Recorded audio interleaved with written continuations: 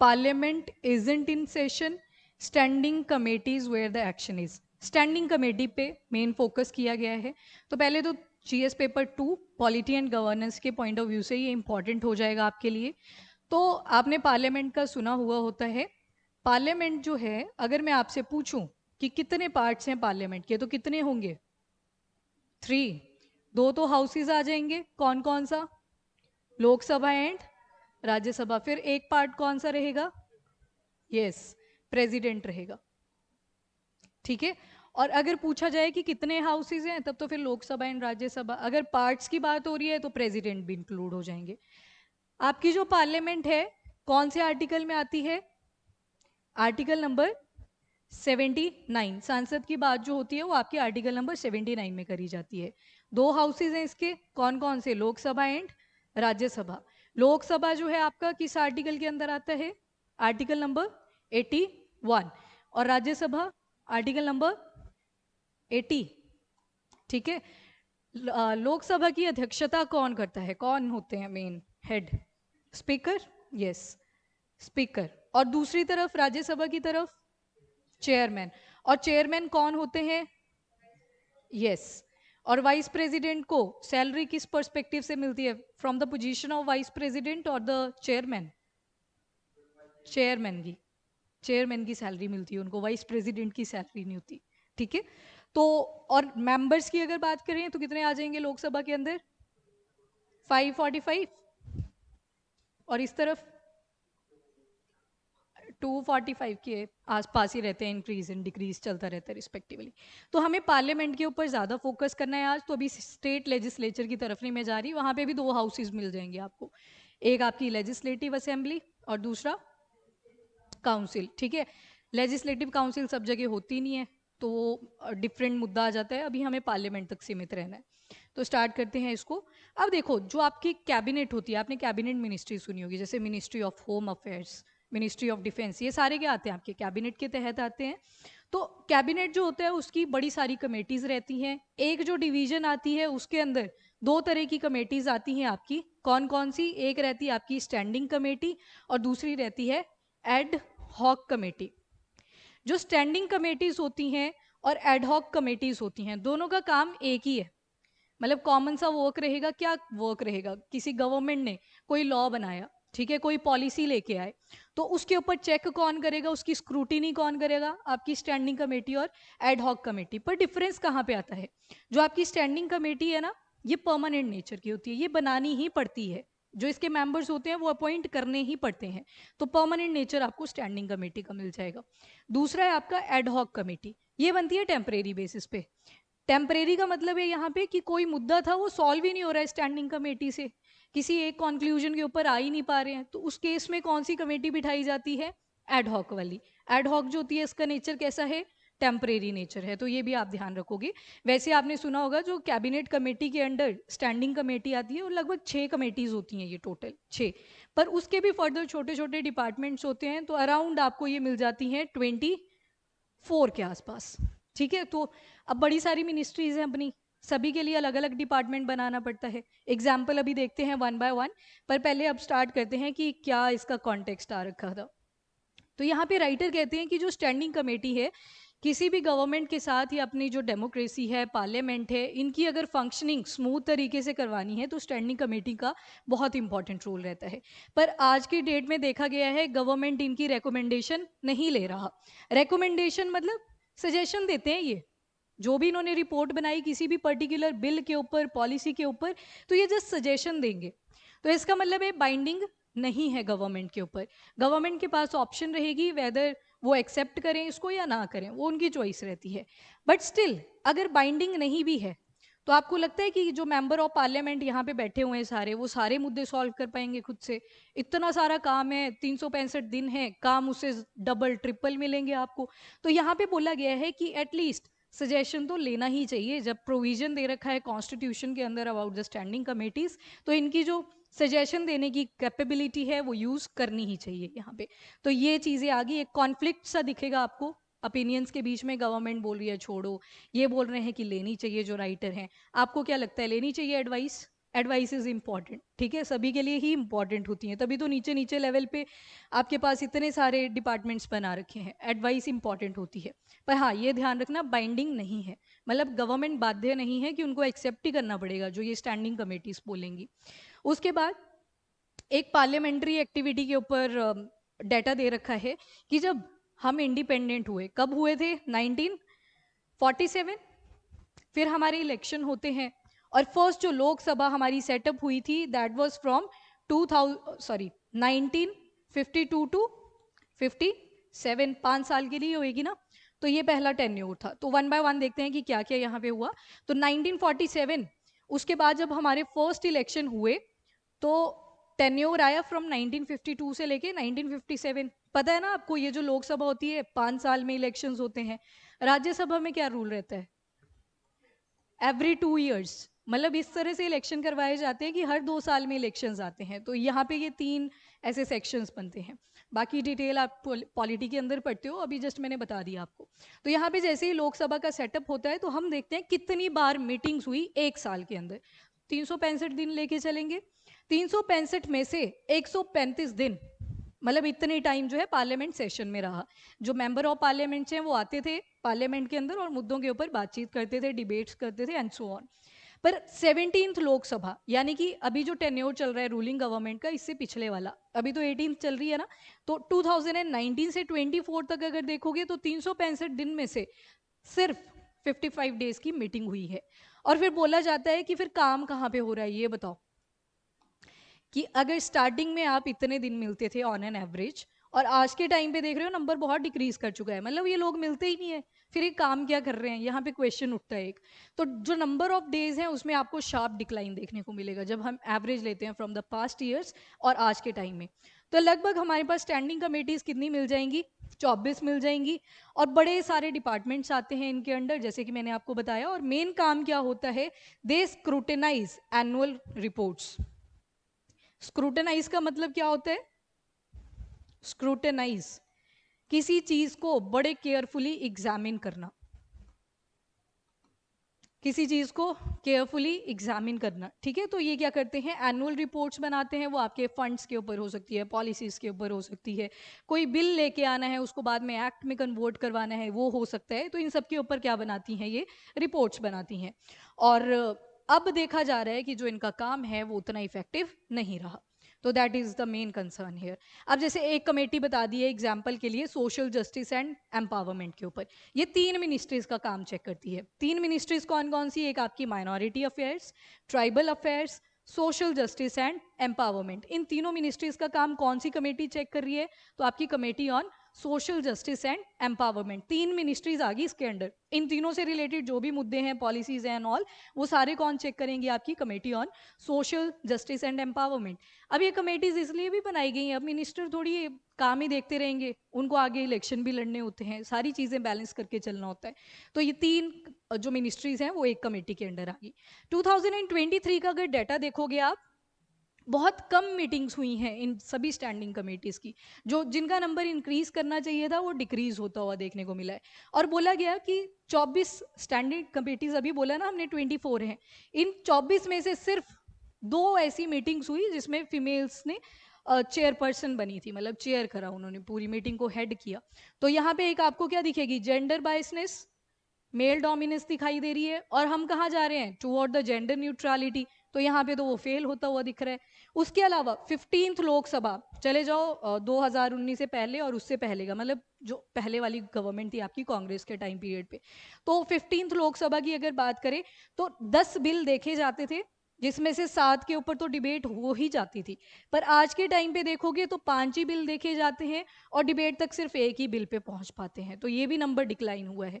यहाँ पे क्या पता चल रहा है, अब देखो जब भी कोई एक्ट बनानी होती है ना, तो सबसे पहले एक ड्राफ्ट बनता है, ठीक है, आपकी जो हाउसेस होते हैं वहाँ पे ड्राफ्ट बनता है, उस ड्राफ्ट के ऊपर बातचीत करना शुरू करते हैं जो भी मेंबर ऑफ पार्लियामेंट है, तो यहाँ पे नेगोशिएशन शुरू होती हैं।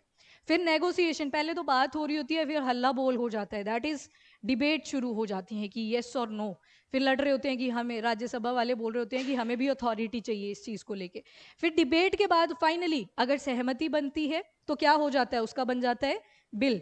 अभी बिल तक बात खत्म नहीं होती, इसकी एक्ट बनना बहुत ज़्यादा ज़रूरी होता है। फिर यहाँ पे क्या करनी पड़ती है, कॉन्स्टिट्यूशनल अमेंडमेंट, तब जाके उसकी एक्ट बनती है। तो बड़ा लंबा चौड़ा प्रोसीजर होता है।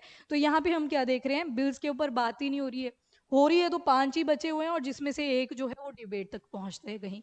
तो डिबेट का होना भी ज़रूरी होता है आपकी पार्लियामेंट के अंदर।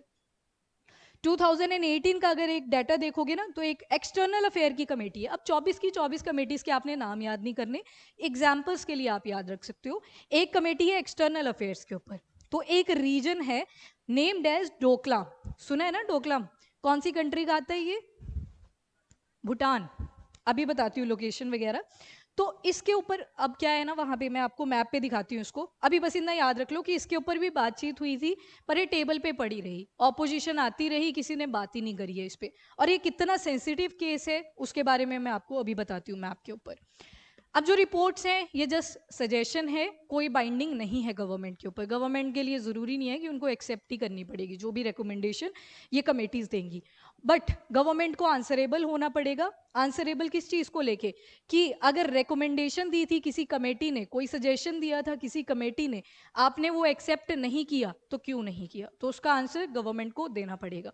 रीज़न मेंशन करना पड़ेगा कि ऐसा क्या लिख दिया था जो आपने उसको एक्सेप्ट नहीं किया। सोमनाथ चटर्जी जो हैं, ये बहुत रिनाउंड स्पीकर थे एक टाइम पे, पॉलिटिशियन, स्पीकर, सब कुछ ही थे। तो इन्होंने बोला था कि गवर्नमेंट को आंसरेबल तो होना पड़ेगा, ऑल्दो बाइंडिंग नहीं है, but government should be answerable, कि आपने अगर ये कमेटी को रिजेक्ट किया है, इनकी रिपोर्ट को रिजेक्ट किया है, तो क्यों किया है, reason must be specified.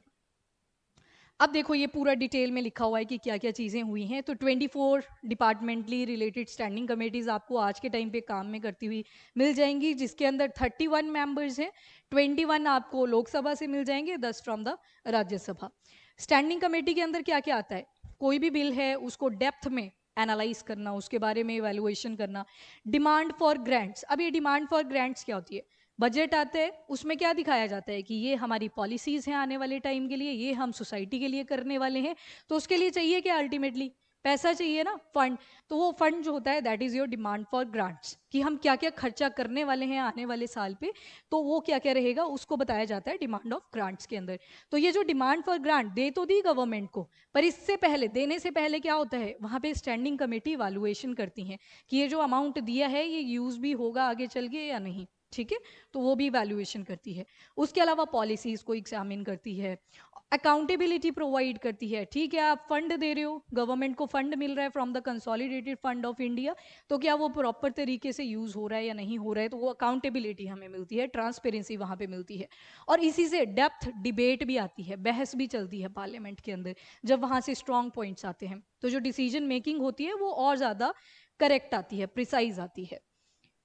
Joint parliamentary committee बैठती है, ये एड हॉक कमेटी होती है। जब ना आपकी लोकसभा और राज्यसभा के बीच में ठीक ठाक फाइट हो जाती है ना, कि किसी कंक्लूजन पे नहीं आ पाते हैं, तो प्रेसिडेंट कॉल लगाएगा कि आज वो देखते हैं कि क्या बनता है। पर लोकसभा के मेंबर ही ज़्यादा हैं, राज्यसभा के कम हैं, तो अगर आप टोटल भी ले लोगे तो डिसीजन कहीं ना कहीं लोकसभा के फेवर में जाता है, और उसमें भी जो रूलिंग पार्टी होती है उसी के फेवर में जाता है, बस नाम की है, but still it is ad hoc in nature. Condition में ही बुलाई जाएगी जब किसी मुद्दे पे हम कंक्लूजन नहीं लेके आ पाते।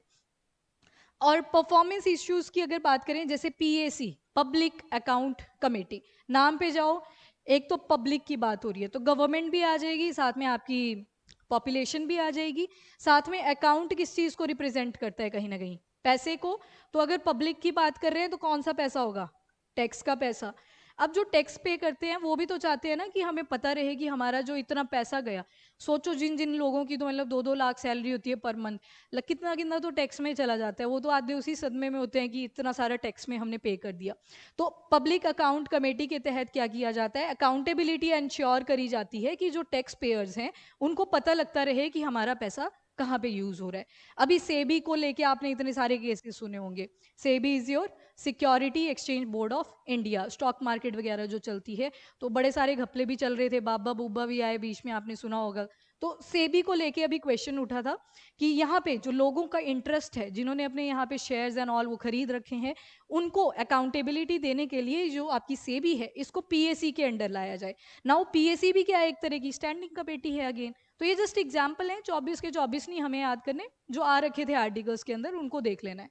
तो यहाँ पे जो टैक्स पेयर हैं उनके लिए ये वॉच डॉग की तरह एक्ट करता है। वॉच डॉग क्या होता है, बाहर डॉगी को बिठा दिया, वो नजर रखता है कि अपने ही है सारे, कि कोई इंट्रूडर तो नहीं आ गया। तो उसी तरह से पीएसी भी क्या करता है, टैक्स पेयर्स के लिए वॉच डॉग की तरह एक्ट करता है। तो इंपॉर्टेंट है, वॉच डॉग करके ही एक बार यूपीएससी मेंस में क्वेश्चन पूछ लिया था कि पीएसी कैसे वॉच डॉग की तरह एक्ट करता है। Then you have to mention all the examples. यहाँ तो एक सब पार्ट देखा हमने, पर पॉलिटी के अंदर आप इसको पूरा डिटेल में देखते हो।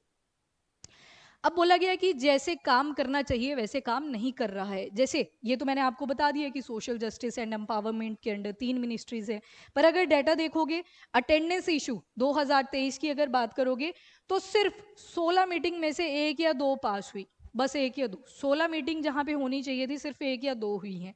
तो अटेंडेंस का इशू। जेंडर रिप्रेजेंटेशन अभी देखा, 24 में से सिर्फ 2 मीटिंग्स में फीमेल्स ने चेयर किया, मतलब चेयरपर्सन वहां पे फीमेल्स थी।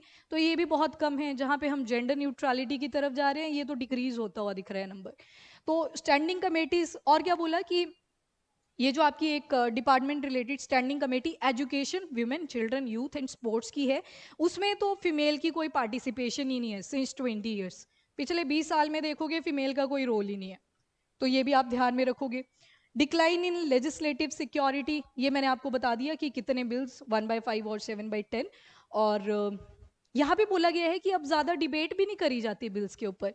एक क्रिमिनल लॉ बिल आए जब ये, तो उसको ना बस 12 सीटिंग्स में ही निपटा दिया। ज्यादा जो मतलब बोलते हैं ना कि एक एग्रेसिव डिबेट भी होनी चाहिए, स्ट्रॉन्ग पॉइंट्स भी आने चाहिए, वो नहीं देखने को मिले। तो जो नंबर ऑफ सीटिंग्स हैं वो डिक्रीज हो गई हैं, यहाँ से पता चल रहा है। और ये आ गया आपका डोकलाम इशू। तो डोकलाम इशू के लिए हम चलते हैं पहले भूटान वाले एरिया में। तो इंडिया का मैप शॉर्टकट में ड्रॉ कर लो, यहाँ पे जाएंगे तो यहाँ पे आपको पहले तो सिक्किम मिलेगा और आगे क्या मिल जाता है, भूटान। ये सिक्किम है। ये जो ना वैली सी बन रही है, इस वैली को बोलते हैं चुम्बी वैली। चुम्बी वैली ये चाइना के हिस्से में आ जाती है, पर यहाँ से इंडिया टच करता है और 14 किलोमीटर के डिस्टेंस पे एक कॉरिडोर बनता है, नाम है सिलीगुड़ी। सिलीगुड़ी। अब सिलीगुड़ी ये तो इंडिया के हिस्से में आ गया, पर यहाँ पे भूटान का एक छोटा सा हिस्सा देखो, ये रेड कलर में जो दिखाया हुआ है, प्लेटू भी है, ये डोकलाम प्लेटू बोलते हैं इसको। अब ये ऊपर 2 और रेड कलर के आपको हाईलाइटेड पार्ट्स दिख रहे होंगे, ये जो जाकर लुंग और पासम लुंग है ना, ये चाइना ने एक्वायर करके रखे हैं जबरदस्ती। और बोलते हैं कि जाकर लुंग और पासम लुंग अगर चाहिए तो हमें डोकलाम दो पहले। अब डोकलाम इनको अगर दे दिया तो इंडिया के तो सिर पे आके बैठ जाएंगे ये चाइनीज, राइट। तो ये जो डोकलाम का इशू था कितना ज्यादा इंपॉर्टेंट है, सेंसिटिव इशू है, और इसकी फाइल भी टेबल के ऊपर ही पड़ी रही, जबकि इसको रिजॉल्व करना वाज वे मोर इम्पॉर्टेंट। तो ये जाकर लुंग and Paasam Loong Sidhi locations पूछ ली जाती हैं। याद रखना ये किससे रिलेटेड है, भूटान से रिलेटेड है। आप नहीं थे उस टाइम पे, बट मार्च में हमने एक आर्टिकल पढ़ा था गैलेफू प्रोजेक्ट करके, ठीक है। तो गैलेफू प्रोजेक्ट भी भूटान में चल रहा है और इंडिया काफी ज्यादा इन्वेस्टमेंट इसमें कर रहा है ताकि इनको चाइना से पैसा ना लेना पड़े, ठीक है। नेट न्यूट्रल सिटी बना रहा है यहाँ पे, मतलब धुआं वुआं कुछ नहीं होगा, renewable source of energy he use करी जाएगी। तो ये ध्यान रखो। तो डोकलाम क्लियर। तो भूटान का है ये रीजन। गैलेफू, ये लिख देती हूँ, गैलेफू। गैलेफू इज रीजन इन भूटान, और नेट न्यूट्रल बना रहे हैं उस सिटी को, मतलब रिन्यूएबल एनर्जी के सोर्सेज को यूज करेगा। ये लिख दिया अंकित, गैलेफू। गैलेफू। और ये है भूटान, और यहाँ पे एक वाइल्ड लाइफ सेंचुरी भी है, साक्तेंग वाइल्ड लाइफ सेंचुरी, ये भी ध्यान में रखना, भूटान की है ये। तवांग किसका हिस्सा है, तवांग। तवांग वो भी बड़ी कॉन्फ्लिक्टेड जोन है। Tawang is part of Arunachal Pradesh, ठीक है, इंडिया का ही हिस्सा है। यहीं पे तो लड़ाइयाँ होती है, वो चाइना वाले आते हैं और अपने नाम रख जाते हैं इधर, Tawang is part of China, like that. तो तवांग जो है वो इंडिया का ही पार्ट है, अरुणाचल प्रदेश। Yes online. हाँ, सिलीगुड़ी जो कॉरिडोर है उसी को चिकन नेक कॉरिडोर भी बोला जाता है। जैसे मुर्गी की नहीं होती पतली सी गर्दन, वैसे ही है, पर उसको मरोड़ दे तो सब गड़बड़ हो जाती है उसके साथ। तो वही चीज़ है, यहाँ पे आपकी सिलीगुड़ी कॉरिडोर मिल जाएगी, that is the chicken neck corridor. तो this issue was very important, strategically काफी ज्यादा इंपॉर्टेंट था, तो इस पर बातचीत होनी चाहिए थी बट नहीं हुई है। नाउ सजेशंस क्या क्या दिए हैं राइटर ने, तो 5 मेन हाईलाइट कर दिए हैं मैंने यहाँ पे, उसके अलावा बड़े सारे सजेशंस हैं। नंबर 1 सजेशन कि गवर्नमेंट को जो भी स्टैंडिंग कमेटी ने अपनी रिपोर्ट बनाई उसके ऊपर विद इन 60 डेज आंसर करना पड़ेगा, ठीक है, 60 दिनों के अंदर। पहले ये टाइम 6 महीनों का था, आधा साल मतलब ओवरऑल। अब बोला है कि 60 दिन के अंदर आंसर करो। और ये हमने आइडिया कहाँ से उठाया? From the British house of common. हमारा जो पार्लियामेंट का स्ट्रक्चर है वो भी हमने कहाँ से उठाया है? ब्रिटिश से ही उठाया है, अमेरिकन नहीं है, ब्रिटिश है हमारा। और जो मेंबर ऑफ पार्लियामेंट है, इसमें क्या होता है कि टेन्योर बहुत कम होता है इन मेंबर्स का। जो लोग उन स्टैंडिंग कमेटीज को हेड कर रहे होते हैं ना, टेन्योर ही बहुत कम है, 1 साल का। तो इसमें बोला है कि बार बार जब रीशफलिंग होती है, मान लो कोई कमेटी के मेंबर किसी पर्टिकुलर प्रोजेक्ट के ऊपर बात कर रहे थे, पॉलिसी के ऊपर बात कर रहे थे, जब को वो रिजल्ट देने लगते हैं तब तक 1 साल खत्म हो जाता है और नए मेंबर्स आ जाते हैं, फिर वो अपने हिसाब से काम करना शुरू करते हैं। तो यहाँ पे बोला है कि जो रीशफलिंग है उसको थोड़ा रोको, मिनिमम 30 मंथ्स जो है वो देने ही चाहिए किसी भी मेंबर को, ताकि वो पूरे तरीके से उस काम को कंप्लीट करे, कुछ ना कुछ उसकी हमारे पास आउटकम आनी चाहिए। जैसे कि यूएस का कांग्रेस, अब वहाँ की जो पार्लियामेंट है उसको बोलते हैं कांग्रेस, ठीक है, तो पार्टी नहीं है। तो यूएस कांग्रेस में भी 30 मंथ्स दिए जाते हैं हर एक मेंबर को। एंड केरला की जो लेजिस्लेटिव असेंबली है वहां पे भी 30 मंथ्स दिए जाते हैं हर एक मेंबर को, तो उसकी तरह बोल दिया। उसके अलावा बोला है कि इकोनॉमी के ऊपर भी हमें एक पार्लियामेंट्री कमेटी बनानी चाहिए। इकोनॉमी तो सबसे ज्यादा रोल प्ले करता है, करप्शन यहीं से तो होता है। तो इसके ऊपर तो बोला कि रेगुलर परव्यू होना चाहिए, इसको कॉन्टिन्यूसली चेक करो, प्रीव्यू, रेगुलर रिव्यू या प्रीव्यू बोल सकते हो आप। कितनी पब्लिक बोरोइंग करी है गवर्नमेंट ने, और जिस प्रोजेक्ट के लिए पैसा लिया था दिखाया जाए वो कि कहाँ पे यूज हुआ। तो यहाँ पे अकाउंटेबिलिटी बोली हुई है। उसके अलावा कॉन्स्टिट्यूशन के अंदर जब हमें अमेंडमेंट्स करनी होती हैं तो उसके लिए भी एक कमेटी बनाई जाए। ऐसे नहीं कि गवर्नमेंट ने कोई भी लॉ पास कर दिया फिर सुप्रीम कोर्ट जाके उसको देख रहा है कि ये कॉन्स्टिट्यूशनली वैलिड है या नहीं। तो उससे बेटर है कि एक बीच में और बॉडी डाल दो, नाम रख दो उसका कॉन्स्टिट्यूशनल कमेटी। ये चेक करेंगे कि जो लॉ इंप्लीमेंट होने जा रहा है या एक्ट जो पास होने जा रही है क्या वो कॉन्स्टिट्यूशनली वैलिड है या नहीं। तो अच्छा सजेशन है, you can use this points. And scrutiny of budget, अब बोला कि बजट के टाइम पे जो पैसा लिया है और बाद में 1 साल निकल गया, वो पैसा यूज हुआ या नहीं। तो इलेक्शन से पहले, इलेक्शन के बाद जो भी इन्होंने प्रोमिस करे होते हैं उसके लिए भी एक कमेटी गठित करी जाए और वो उसके ऊपर भी चेक रखे। तो अच्छे सजेशन है, पॉजिटिव नोट पे हैं और प्रैक्टिकल भी हैं, ठीक है। तो चीज़ें आप ध्यान में रख सकते हो। तो बस यही रिकमेंडेशन एक 5 पॉइंट्स में हमने कंप्लीट कर ली कि गवर्नमेंट को टाइम टू टाइम रिस्पॉन्स करना है। बोल दिया ना 60 डेज में रिस्पॉन्स करो। और अगर रिकमेंडेशंस को इग्नोर किया है तो आंसरेबल होना पड़ेगा। जैसे कि सोमनाथ जी ने बोला था, सोमनाथ चटर्जी, कि ठीक है बाइंडिंग तो नहीं है आपके ऊपर रिकमेंडेशंस, पर आपको आंसरेबल होना पड़ेगा कि आपने एक्सेप्ट नहीं की तो क्यों नहीं करी। उसके अलावा रेगुलर टेबलिंग और डिस्कशन, जो भी बिल्स आ रहे हैं, जो भी चीज़ें प्रोजेक्ट चल रहे हैं उनके ऊपर रेगुलर डिस्कशन होनी चाहिए। और जो एमपीज है, मेंबर ऑफ पार्लियामेंट, जो स्टैंडिंग कमेटी के क्या है मेंबर्स हैं, उनका जो टेन्योर है उसको 30 मंथ्स तक कर दो, जैसे कि यूएस कांग्रेस और आपकी केरला की लेजिस्लेटिव असेंबली करती है, ताकि बीच में इंटरप्शन ना है काम के। नेशनल इकोनॉमी कमेटी पैसों के ऊपर चेक रखेगा। कॉन्स्टिट्यूशनल कमेटी कोई भी अमेंडमेंट करनी है उसके ऊपर चेक रखेगा। प्री बजट स्क्रूटिनी, पैसे लिए थे यूज हुए प्रोजेक्ट्स के ऊपर या नहीं हुए तो उसके लिए एक स्पेशल कमेटी बना दो। और last not the least, transparency, accountability, जो भी आपकी एथिकल टर्म्स होती हैं उन सबको एंश्योर करे, क्योंकि आफ्टर ऑल पैसा तो कौन दे रही है? जनता ही दे रही है ना। तो ये चीज़ें जो है वो एंश्योर होनी चाहिए, ट्रांसपेरेंसी एंड आपकी अकाउंटेबिलिटी।